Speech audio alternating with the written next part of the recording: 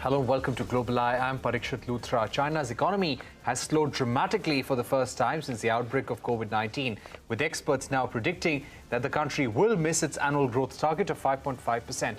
The world's manufacturing engine has posted its lowest growth in 30 years as a result of Premier Xi Jinping's zero-COVID policy. Under the policy, Beijing has enacted snap lockdowns and restrictions on people's mobility. As of July 15th, there were still 31 cities under full or partial lockdowns, including regions which account for 17.5% of the country's economic activity. Retail sales grew 2.7%, while industrial output grew 3.8% compared to last year's figures. This is down from the previous month and far short of analysts' forecasts. Steadily rising youth unemployment is another problem for the Chinese economy, with new graduates flooding an already saturated job market, according to China's National Bureau of Statistics. This comes despite a marginal improvement in nationwide unemployment rates. Remember, these lackluster results come after the world's second biggest economy barely avoided contraction in the second quarter. In an effort to avoid a slowdown, the country's central bank slashed interest rates following this data. However, experts believe that a devastating heat wave and power outages could weigh heavily on China's economy going forward. So how will this impact the global supply chain, and how much can the government really deal with at this juncture? Joining me now to take this forward is Andrew Leong, chairman at Andrew Leong International Consultants, Anant Krishnan, China correspondent for The Hindu. Also joining us, Sean Rain, managing director at China Market Research Group. Gentlemen, thank you very much for joining us. Sean, how alarming are the July numbers? According to you, how serious is this for the Chinese economy? Well, it's very nice to be here. I think there are some serious warning signs that investors need to look at, because it's easily fixed, but I don't think the government wants to easily fix it. So one part, you have the heat wave. It has been incredibly hot in Shanghai the last few months, 41 degrees. I'm burning up. I wore a suit just for you, but I'm really hot right now, even with the air conditioning. So a lot of people don't want to go outside shopping. The biggest problem, though, are the COVID policies.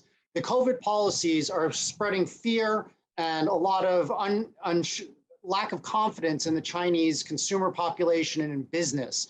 So for instance, as you know, I was locked down here in my home in Shanghai for 11 weeks. After liberation, 40% of my employees in Shanghai were locked down a second time for 7 days because they were close contacts of close contacts. So what that means is a lot of consumers in China are worried. They don't want to go into a shopping mall because they're scared they're going to get locked down there. And what happens if their kids are locked down somewhere else? It's also stopping people from traveling to do business. Actually, after the Shanghai lockdown, I went on a trip for 7 weeks. I traveled around Xinjiang, I traveled around Hunan, and almost every day I had to get a COVID test, which took, between 1 and 2 hours out of my day, which was a lack of productivity. So until you start to see an easing of the COVID policies, which I don't think is going to happen anytime soon, the economy is going to be in for a rough time. There's definitely demand. People want to get back to normal. People want to do business. But at the end of the day, as long as the government runs a dynamic zero COVID policy, which I'm not saying is wrong, but as long as they run this, the economy is going to continue to be hit. And I'm closer to Nomura's GDP growth estimates for the year. Right. Important points there. Let me also take them to Anant Krishnan. Anant, all ratings agencies which have slashed their growth forecast for the Chinese economy and have sounded alarm bells are blaming the zero COVID strategy. Considering the views coming in from across the world from rating agencies, do you see a likely review of this COVID strategy in government circles? I completely agree with what Sean just said, and the view echoes with what I'm hearing from businesses in Beijing as well. And Parikshit, in the 14 years that I've been here, the sentiment that I hear is the most depressed that I've ever heard, even worse than right after the financial crisis. And to your question, I just don't see any steps that would suggest a move away from dynamic zero COVID. Here in Beijing, we're still forced to take tests every 72 hours, without which you don't get access to most places. And you don't see any of the signs that would suggest an exit strategy, such as a focus on a booster vaccination campaign or messaging to the public saying that COVID is not a life-threatening illness anymore for vaccinated. These are the kind of messages you don't hear in China, and people are still afraid of getting COVID. So you don't see any of the signs, Parikshit, that would suggest to move away from zero COVID.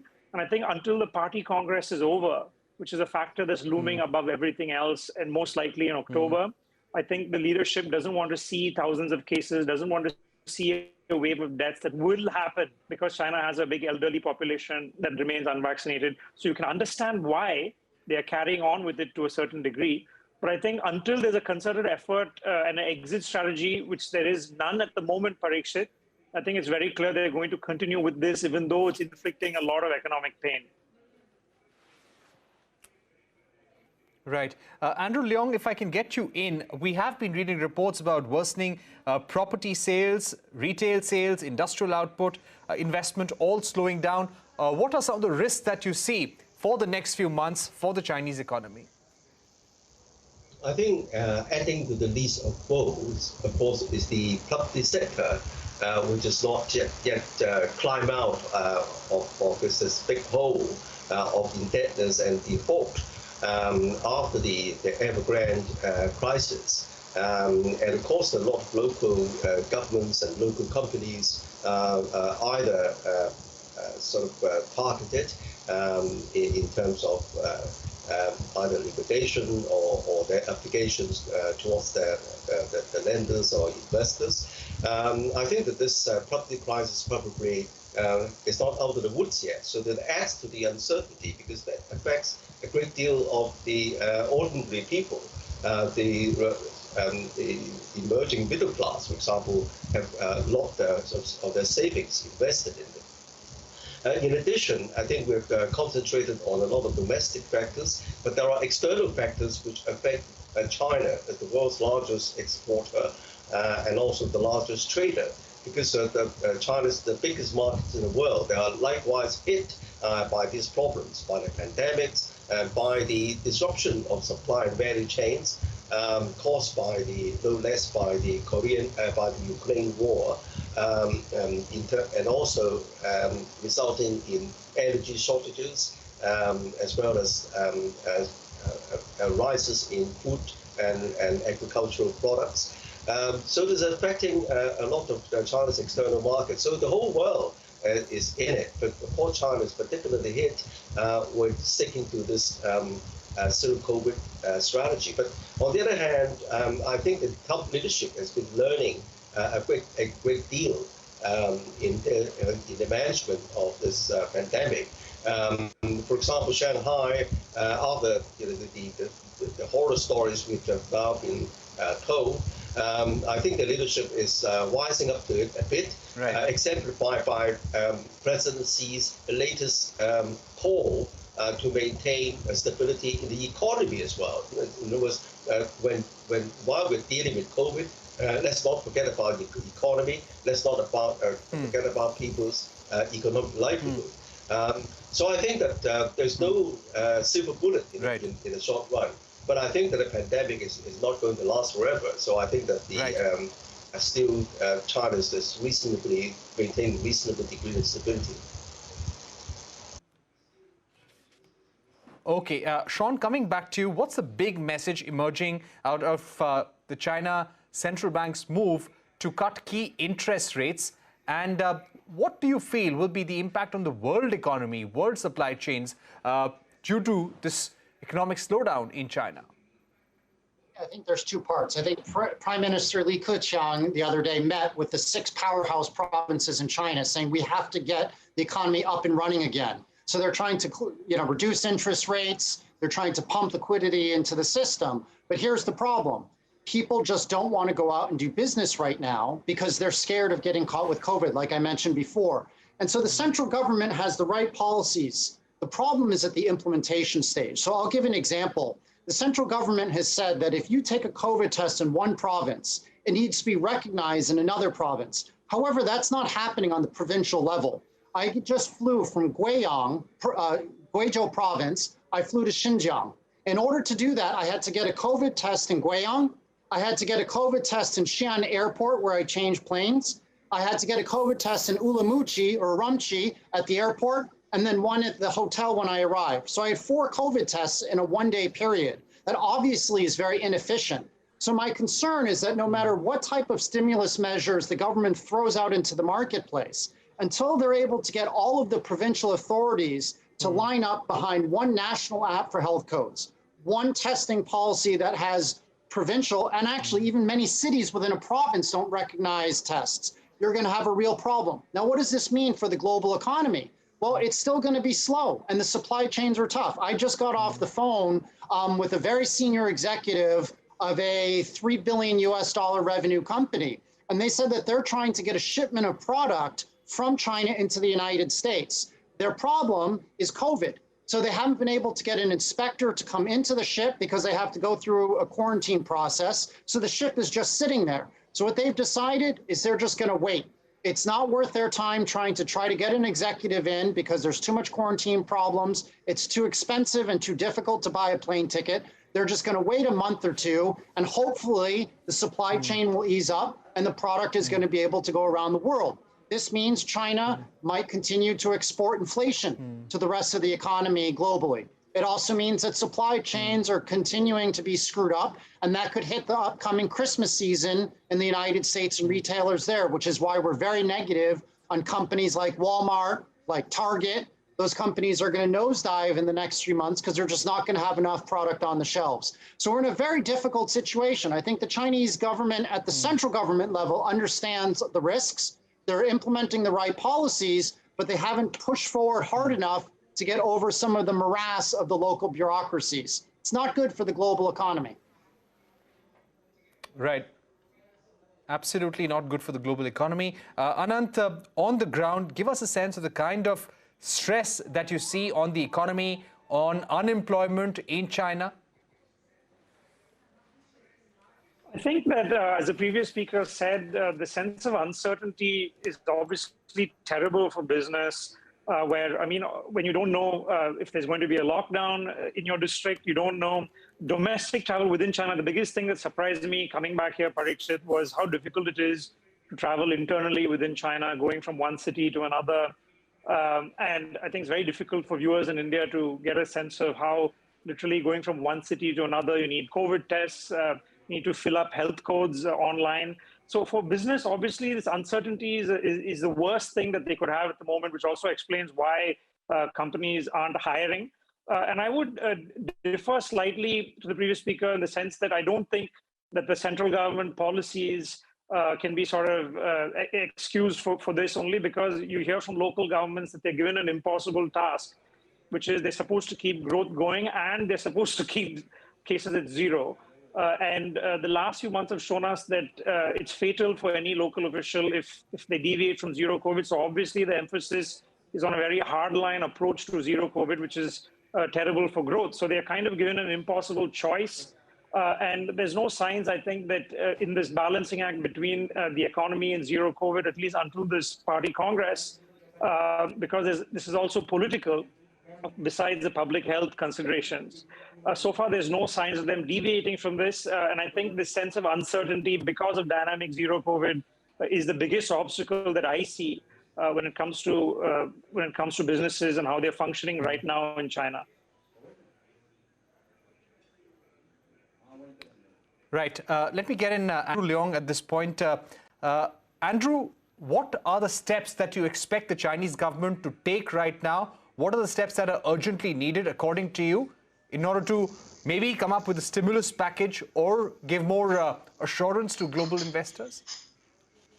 I think, first of all, the central government has been putting more money in the hands of the local governments and also cajoling them to maintain stability in the economy as well. As pointed out, there seems to be a rather impossible task. But for a lot of the local leaders, with the coming party Congress, a lot of them are looking forward to possible prospects of either promotion or advancement. So they're very, very careful with this kind of COVID situation. And they fear that any kind of risk cannot be tolerated. This adds to the problem. The other thing, of course, it also exacerbates the Chinese youth's kind of frustration. I mean, even before the pandemic, China's the young people are beginning to lose heart. Even though they're earning good money, but then they're regarding it as a hard grind, the so-called 996 syndrome, 9 hours a day, 9 hours from Monday to Friday, 6 days a week. So some increasing number of young people begin to seek a more life-work balance by abandoning the job, maybe a reasonably good job in Shanghai and Beijing, and then retreat to some of the inner provinces to seek inner peace and a higher quality of life and a slower pace of development. So this adds to the whole problem. So in short, we're not anywhere near the end of the tunnel, but I don't think that the tunnel is going to be so long as to collapse the whole Chinese economy.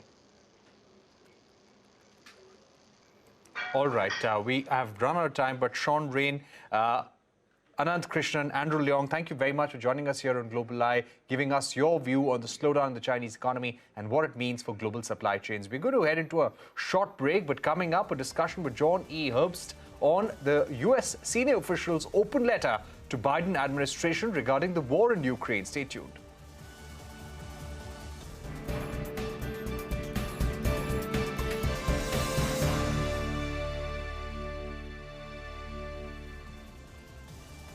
Welcome back. You're watching Global Eye. Moving our focus to the Russia-Ukraine war and support from the United States now. Nearly 20 former U.S. officials have written an open letter urging the U.S. to arm Ukraine before it's too late. The senior officials say that they have been closely watching Moscow's foreign policy and the danger it poses to the U.S. as well as its allies. The Ukraine war, they say, has reached a decisive moment and the U.S. must ramp up volumes of arms going to Ukraine. While the Biden administration has given a substantial portion of military aid, it hasn't helped push back Russian forces. The letter adds U.S. is reluctant to supply more, fearing it may escalate the situation, both on conventional and nuclear fronts. The cautiousness as per these senior officials reduces the pressure on Moscow to stop the offensive in Ukraine and be open to negotiations. To understand what is at stake for the United States, the implications of this war, and the potential to put an end to it, we're joined by John E. Herbst, former U.S. ambassador to Ukraine. Thank you for joining us, Ambassador. Let me begin by asking you, in your letter, you have said that the military aid by U.S. and allies has failed to deliver a satisfactory strategic narrative. Why do you feel so? It's very simple. Putin's aims are not limited to eastern Ukraine. First, he wants to take full political control of the country. But worse than that, from the standpoint of the United States, he wants to exercise substantial influence over our NATO allies that used to be part of the Soviet Union, the 3 Baltic states, and also NATO allies that used to be part of the Warsaw Pact, which was under Kremlin control in Soviet times. So Putin's a direct threat to vital American interests, and the place for the United States to stop him is in Ukraine.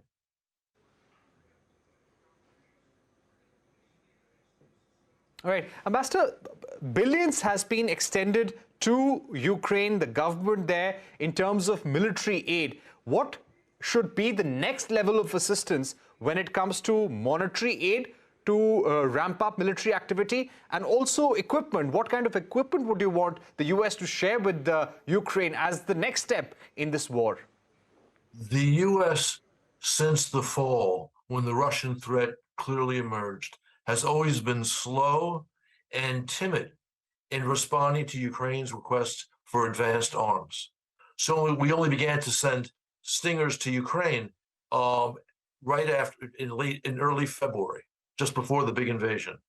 And the things that Ukraine needs now are things they've been asking for months. They need fighter jets, the MiGs that our NATO allies have. They need longer range artillery. We've sent them artillery now with the range of 85 kilometers. We should be sending them artillery with a range of 150 or even 300 kilometers. They need advanced tanks, which we have. They need armored personnel carriers, which we have. All these things we can provide, and we've been, again, timid about providing. And this is a strategic mistake.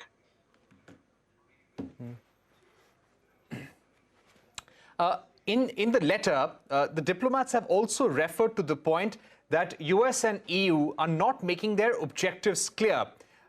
Do you feel that they're not coming hard enough when it comes to Russia, when it comes to Putin? In this war, Putin has clearer objectives than US and its allies? I think that's absolutely true. In some not fully explicit way, they understand that what Putin's doing is dangerous. But they have not clearly looked at what he's said and what he's done and recognized that his objectives, his aggressive designs, do not end in Ukraine. They go beyond Ukraine to NATO and EU states. And if they need, the US should be stating this clearly to explain to the American public. The EU should be stating this clearly to explain to the EU public that, in fact, Putin's aggressive designs are coming for them. And if they understand that, they will clearly understand the need to help Ukraine defeat Putin in Ukraine. Right. At what stage of the war are we? Do you see Putin coming to the negotiating table seriously? According to some estimates, the way the war is going on may continue till the end of 2023. Do you think the policy right now of US and key allies is tiring out Russia, tiring out Putin, or not yet? Putin, despite the Russian defeats around Kyiv, the Russian defeats around Chernihiv in the north of Ukraine, still wants to take effective political control of the country. The only way to dissuade him, to force him to negotiate, is to defeat him on the battlefield. As long as he thinks he can win by war, he'll continue the war. That's why the most important thing now is to help Ukraine with all these advanced weapons to stop the Russians in Ukraine. Then we can talk. Then the negotiations become a real possibility. Negotiations that will lead to a permanent peace, not to a ceasefire, right, followed by continued Kremlin aggression. Right. As you've said in your letter, that US and allies have been worried about a full-blown escalation. Do you think US should be ready for that, considering the long-term impact in case Russia succeeds in this war or manages to continue this war for as long as it wants? We definitely need to be prepared for a long struggle. Because again, Putin's aims that are hostile to the United States, to the EU, and to NATO. We need to be concerned about escalation, but the best way to prevent escalation is to defeat Putin in Ukraine. Right. Ambassador, my final set of questions now. When it comes to Vladimir Putin and Russia, there have been several packages of sanctions that have been imposed against the Russian government, the oligarchs, Putin's family, Putin himself, Russian businesses. So many private sector companies have pulled out of Russia. What more can be done in order to put diplomatic and economic pressure on the Russian government? The one thing that really has not happened are sanctions on most Russian banks. That's a step that could be taken. That's related to the SWIFT payment system. People have been reluctant to do that. I think it's time for serious consideration of that step. Right. Thank you very much, Ambassador, for joining us here, giving us your view on what needs to be done at this decisive moment in the Russia-Ukraine war. You're urging the United States and key allies of America to seize this moment and further arm the Ukrainian government and the military. With that, it's a wrap on this edition of Global Eye. Thank you for watching. Goodbye.